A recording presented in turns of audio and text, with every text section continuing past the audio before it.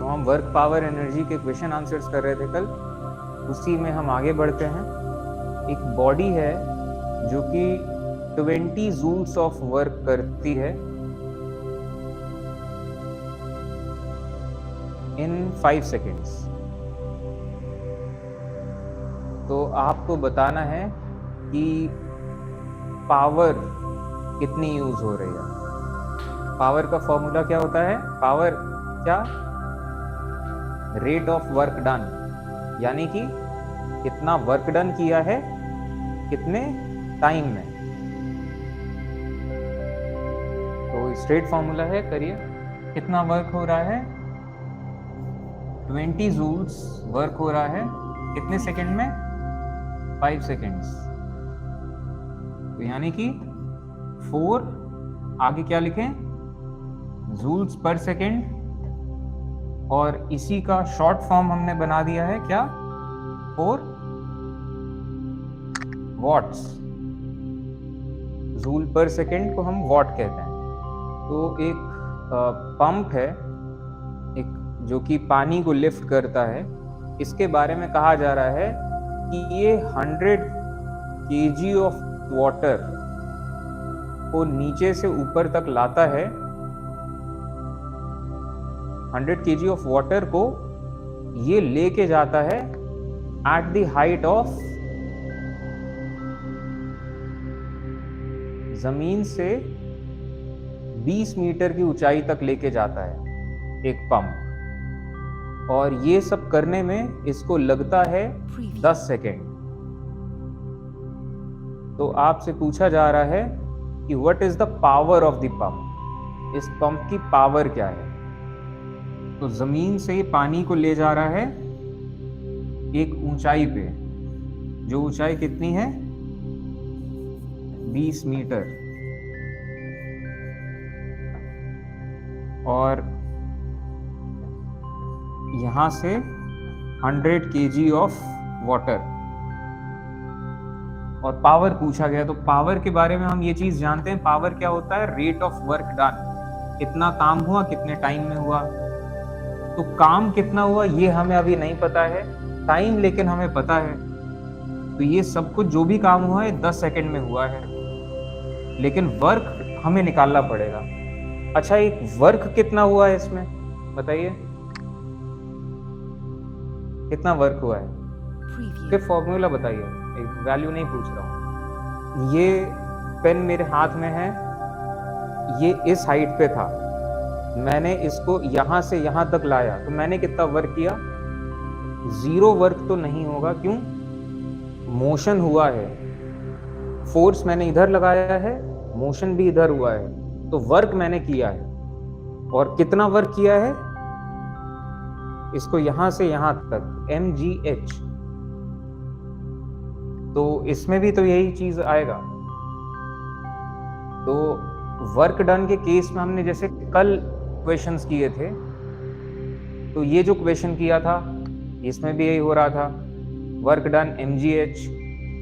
ये वाला जो सवाल था कि साइकिल चल रही थी और साइकिल को बढ़ा दिया हमने, स्पीड बढ़ गई, तो ये यहाँ पे वर्क डन क्या हो रहा था? Change in kinetic energy, 12 mv² के सेंस में। और ये वाला जो क्वेश्चन, ये mgh वाला क्वेश्चन है, ठीक है। तो यहाँ पे भी mgh लगेगा। तो कितना वर्क डन हो रहा है? 100 kg का वाटर है, g की वैल्यू 9.8, और 20 मीटर की ऊंचाई तक आप पहुंच रहे हैं। और कितने टाइम में?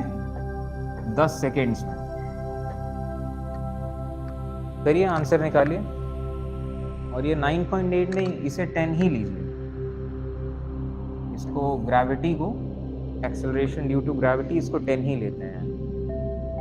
तो क्या हो जाएगा? 2 के आगे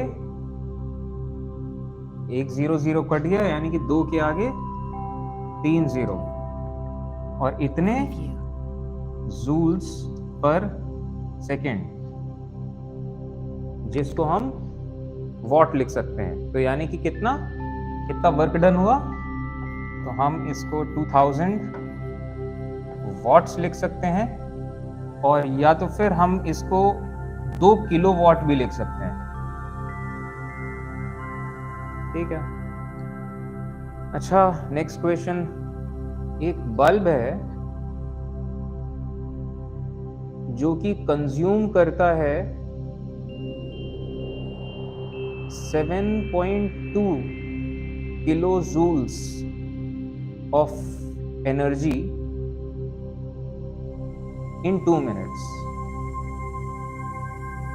2 मिनट में इतनी एनर्जी वो कंज्यूम करता है। तो आपको बताना है what is the power of the bulb. ये भी बिल्कुल एग्जैक्ट फॉर्मूला बेस्ड क्वेश्चन है,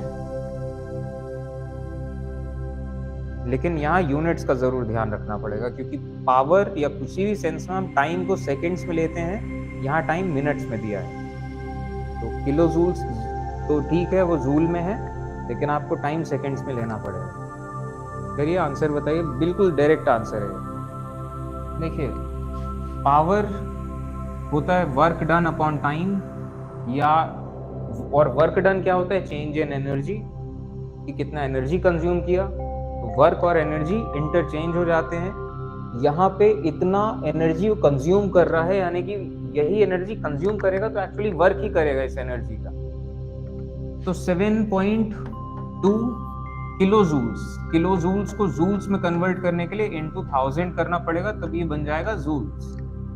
और कितने टाइम में? 2 मिनट में। 2 मिनट का क्या मतलब? 120 सेकेंड। तो अब ये जो आंसर आएगा ये जूल्स पर सेकेंड में आएगा। करिए सॉल्व इसको। यही किया था सॉल्व। आंसर बताइए। और ये 12 6 आ जाएगा सीधा। 12 6 72।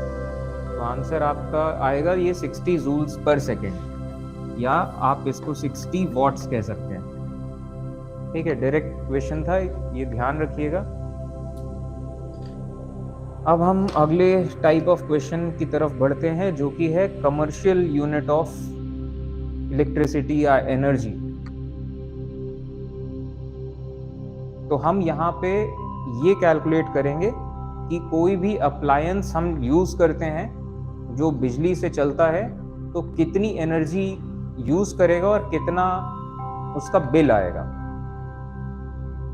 तो कमर्शियल यूनिट के सेंस में एक बात ध्यान रखिएगा कि हम जो भी पावर निकालेंगे वो निकालेंगे किलोवाट आवर में।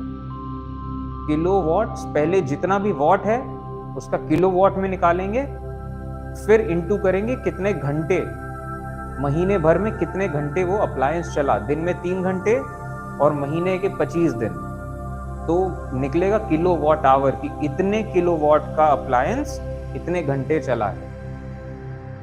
ठीक है, तो देखते हैं। एक रेडियो सेट है। इस रेडियो सेट के बारे में बताया गया है कि ये 60 वॉट्स का है। 60 वॉट का क्या मतलब? कि ये हर सेकेंड 60 जूल्स ऑफ एनर्जी खाएगा, और जब इतना एनर्जी खाएगा तो उतनी आवाज या उतना आउटपुट ये देगा। तो 60 वॉट्स का ये रेडियो सेट है, और ये चलता है 50 घंटे के लिए। तो पूछा गया है हाउ मेनी यूनिट्स, कितना यूनिट बिजली खाएगा ये, और यूनिट का मतलब किलोवाट आवर। तो हम पहले इसका टोटल पावर निकालेंगे। तो 60 वॉट का रेडियो सेट है और 50 घंटे चलता है, और ये तो जो निकलेगा इन दोनों को मल्टीप्लाई करके ये निकलेगा वॉट आवर। वॉट आवर, लेकिन हमें निकालना है किलोवाट आवर। तो हम इसको डिवाइड करेंगे 1000 से। तो ये 0 0 5 20, फिर 0 0 एंड आएगा कितना? 3 किलोवाट आवर, यानी कि हम कह सकते हैं 3 यूनिट बिजली। और 1 यूनिट बिजली अगर 10 रुपए की है तो 3 यूनिट बिजली 30 रुपए की होगी। तो यानी कि इसको, इस रेडियो सेट को महीने भर चलाने का हमारा खर्चा आया 30 रुपए। अगर 1 यूनिट बिजली 10 रुपए की है तो 1 यूनिट बिजली 15 की है तो 45 आया। और डिपेंड करता है कि आप कौन से राज्य में हैं, कौन से देश में हैं और कहाँ किस कंपनी से, वो तो रेट है, रेट वेरी करता रहता है। तो सिंपल सा आपको किलोवाट आवर निकालना है। एक और क्वेश्चन ऐसा करते हैं, एक फैमिली है, ये फैमिली यूज करती है 250 units of electricity during 1 month. एक महीने में ये 250 यूनिट्स बिजली यूज करती है। तो आपको बताना है कि ये कितना एनर्जी यूज कर रही है इन जूल्स। आपको यहां पे उल्टा करना है, यहां आपको किलोवाट आवर दिया हुआ है, आपको जूल्स निकालना है। और किलोवाट आवर का कन्वर्जन, ये याद रखिएगा, 1 किलोवाट आवर में 3.6 into 10 to the power 6 joules होते हैं।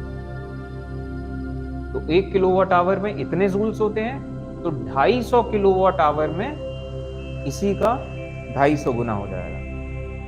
और इसको सॉल्व करके आंसर आएगा 9 into 10 to the power 8 joules. जब कोई ऑब्जेक्ट, अब हम कुछ मल्टीपल चॉइस क्वेश्चंस करते हैं, तो कहा जा रहा है कोई ऑब्जेक्ट है जो कि इट फॉल्स फ्रीली टुवर्ड्स अर्थ। तो इसके बारे में पूछा गया है कि इस ऑब्जेक्ट की जो टोटल एनर्जी है, ये टोटल एनर्जी कैसे वेरी करती है।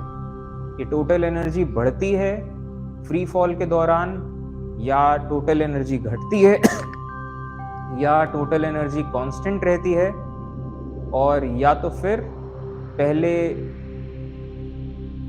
बढ़ती है और फिर घटती है।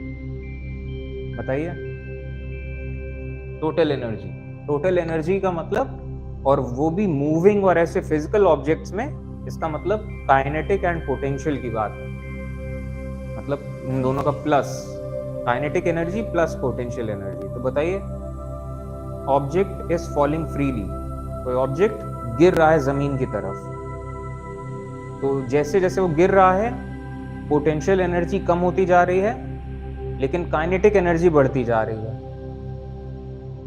तो टोटल एनर्जी क्या हो रही है? कांस्टेंट। टोटल एनर्जी कांस्टेंट है, बस चेंज हो रही है। कि उतनी ऊंचाई पे था तो बहुत सारी पोटेंशियल एनर्जी है, लेकिन काइनेटिक नहीं है। गिर रहा है, पोटेंशियल जैसे जैसे कम हो रही है, वेलोसिटी लेकिन बढ़ रही है, तो काइनेटिक बढ़ती जा रही है, पोटेंशियल कम होता जा रहा है। तो टोटल एनर्जी लेकिन कांस्टेंट है। जो फ्रिक्शनल फोर्स है, इसके बारे में पूछा जा रहा है कि विच of the following energy change, frictional force के दौरान क्या एनर्जी, किस एनर्जी चेंज के दौरान, सवाल ये है किस energy change, which of the following energy change involves frictional force. तो आपके एग्जाम, मतलब ये ऑप्शंस हैं, chemical energy to heat energy,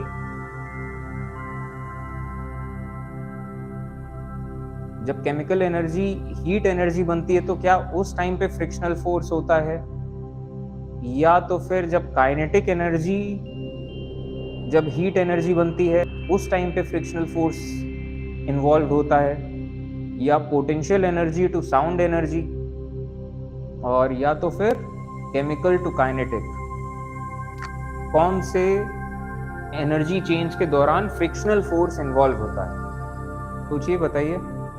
chemical to heat में केमिकल एनर्जी, जो बैटरी है वो केमिकल एनर्जी है, उसको हम किसी हीटर से जोड़ दें, ऑब्वियसली बैटरी है तो बड़ा हीटर नहीं, छोटा हीटर कुछ होगा, लेकिन हीट दे रहा है वो। इसमें फ्रिक्शन इन्वॉल्व है क्या? नहीं, तो इसमें तो नहीं है। पोटेंशियल एनर्जी साउंड एनर्जी में चेंज हो रहा है, फ्रिक्शन कब इन्वॉल्व होता है? जब मूवमेंट होता है आपस के दो चीजों में। केमिकल एनर्जी काइनेटिक एनर्जी में चेंज हो रहा है, इसमें भी कोई ऐसा मूवमेंट नहीं है। काइनेटिक एनर्जी जब हीट एनर्जी में चेंज हो कि कोई चीज आ रही है मूव करते हुए और टकरा रही है, जैसे कि मान लीजिए कोई गोली है और एक लकड़ी है, वो गोली जब लकड़ी के अंदर घुसेगी तो फ्रिक्शन होगा जिसकी वजह से वो पूरा गर्म हो जाएगा वो एरिया, कि हाँ गर्म सा लग रहा है। तो ये काइनेटिक एनर्जी जब हीट में कन्वर्ट होती है तो फ्रिक्शन की वजह से हीट होती है। गोली एक लकड़ी के उसमें लगेगी तो वो थोड़ा सा गर्म हो जाएगा वो एरिया। ठीक है, तो ये चीज रही, गोल घुमाते हैं। तो ये पहली बात तो सही है। इसके बाद पावर स्टेशंस में कहा गया है कि टरबाइन्स ड्राइव जनरेटर्स, कि टरबाइन से जनरेटर जुड़े होते हैं और जनरेटर्स चल जाते हैं। ये भी बात सही है। इसके बाद कहा गया है कि electricity from thermal power plant का क्या मतलब? थर्मल पावर प्लांट का मतलब जहां कोयले का इस्तेमाल करके बिजली बनती है, is different from hydro electric power plant. बताइए, थर्मल पावर प्लांट की बिजली और हाइड्रो इलेक्ट्रिक पावर प्लांट की बिजली में फर्क होता है? क्या फर्क होता है?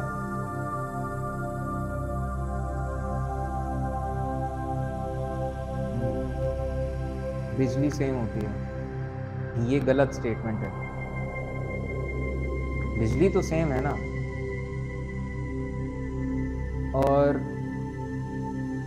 दोनों ही जगह, फोर्थ स्टेटमेंट ये था कि दोनों ही जगह जनरेटर्स का यूज किया जाता है, जो कि बात ये भी सही है। अच्छा, इन दोनों के बीच का मैं जैसे फर्क बताता हूँ, और फर्क के सेंस में आपको यहाँ पे मैंने ये दिखाया था ये चीज। दुनिया भर में जितनी भी बिजली है, चाहे वो कोयले से जब बनती है तो उसे थर्मल पावर प्लांट नाम देते हैं, जब पानी से बनती है तो उसे कुछ और नाम देते हैं, जब न्यूक्लियर एनर्जी से बनती है तो उसे कुछ और नाम दे देते हैं, न्यूक्लियर पावर प्लांट। लेकिन इन सारे पावर प्लांट्स में बिजली बनती है जनरेटर से। सारे के सारे पावर प्लांट्स में जनरेटर से बिजली बनती है। यहाँ तो हमने मोटर लगा रखा है, आपको जनरेटर के सेंस में जैसे हम दिखाएं, हाँ ये जनरेटर ही है। ये जो कॉइल है, ये जब गोल घूमेगा तो इसके गोल घूमने से यहां बिजली बनेगी जनरेटर में। ठीक है, तो ये जो प्रिंसिपल है, इसी से पूरी तरह की बिजली बनती है। दुनिया में हर तरह की बिजली इसी से बनती है। अब सवाल ये उठता है कि ये घूमेगा कैसे? आप कोयला जलाएं, कोयले को खूब मतलब गर्म करें और पानी को गर्म करें कोयले की वजह से, तो पानी भाप बनेगा, और वो भाप बहुत पतले पतले ट्यूब्स जब आप लगाएंगे तो बहुत प्रेशर के साथ आएगा, और पतले पतले ट्यूब इससे कनेक्ट कर दें तो इतने प्रेशर के साथ जब भाप पड़ेगी तो ये गोल गोल घूमेगा, और गोल गोल घूमेगा, बिजली बनेगी। तो वो थर्मल पावर प्लांट हो गया। कोयला जलाया है तो आपने कोयले से बिजली नहीं बनाई है, एक्चुअली टरबाइन कौन घुमाएगा? कोयले का इस्तेमाल किया है आपने पानी को भाप बनाने के लिए, और भाप टरबाइन को घुमाएगी, और जब टरबाइन घूमेगी तो जनरेटर का तो प्रिंसिपल ये है कि मैग्नेट के अंदर अगर एक कॉइल को घुमाओ तो कॉइल में बिजली बनेगी। और आप ये एक्सपेरिमेंट घर पे कर सकते हैं बिना किसी चीज के। आप 2 मैग्नेट लीजिए, उसके अंदर एक कॉइल बनाइए और खुद अपने हाथ से चलाइए, एक छोटा सा बल्ब तो जल ही जाएगा। बड़ी चीजें नहीं जला पाओगे, लेकिन एक छोटा बल्ब जल जाएगा, वो अपने हाथ से घुमा के। लेकिन सवाल ये है कि बिजली आपको 24 घंटे चाहिए, और तो 24 घंटे कौन चलाएगा उसे? और ज्यादा बिजली चाहिए तो बड़े टरबाइन चाहिए। वो इंसानों के बस की बात नहीं है, इतने बड़े बड़े टरबाइन होते हैं, और तब जाके इतनी बिजली बन पाती है। तो इंसान घुमाए ये तो पॉसिबल ही नहीं है, और कब तक घुमाएगा? तो कोई ताकत हमें चाहिए कि लगातार घूमता रहे। तो कोयला जला के घुमाए तो थर्मल पावर प्लांट, कोयले से पानी, पानी से टरबाइन।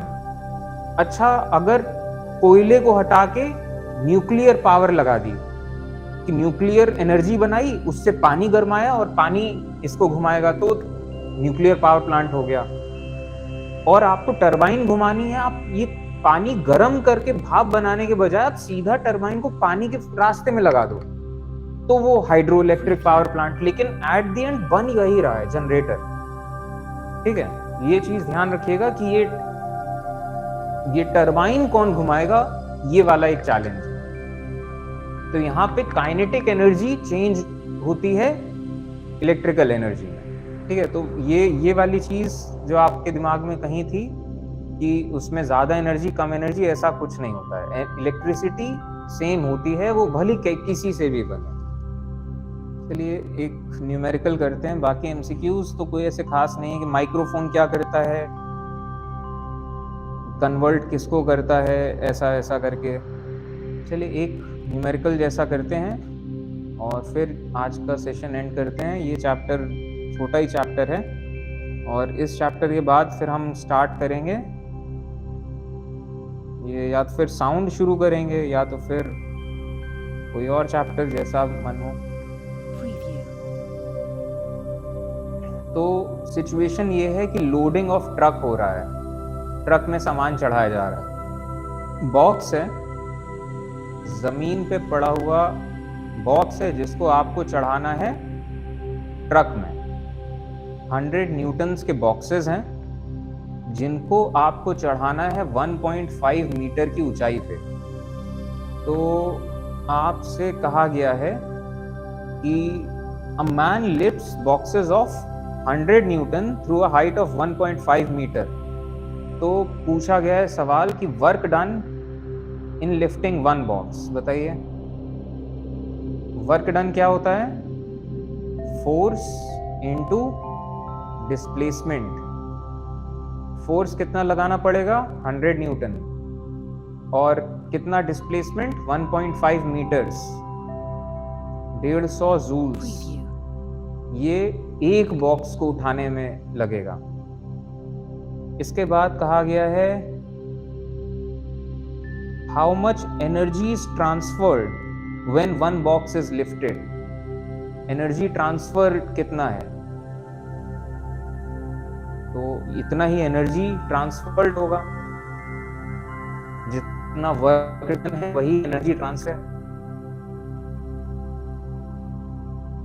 कहा गया है कि एक आदमी 4 बॉक्स उठाता है पर मिनट, तो कितना पावर यूज कर रहा है? बताइए, बहुत सिंपल सा है, बताइए जल्दी।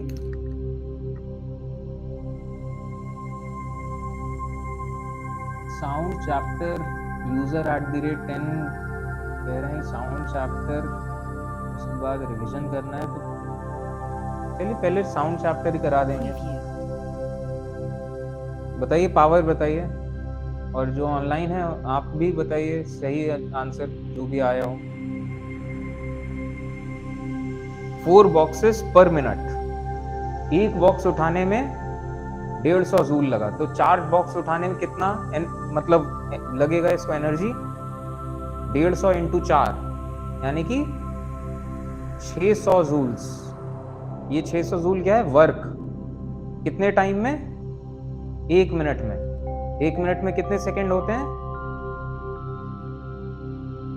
तो जूल्स पर सेकंड आ गया, तो यानी कि 10 वॉट इतनी पावर वो यूज करेगा। ठीक है, चलिए एंड करते हैं आज का सेशन। क्वेश्चन आंसर यहाँ इस चैप्टर के कंप्लीट होते हैं, और अब हम ये साउंड चैप्टर शुरू करेंगे मंडे से। और साउंड चैप्टर के साथ आपका फिजिक्स का पोर्शन ये कंप्लीट हो जाएगा।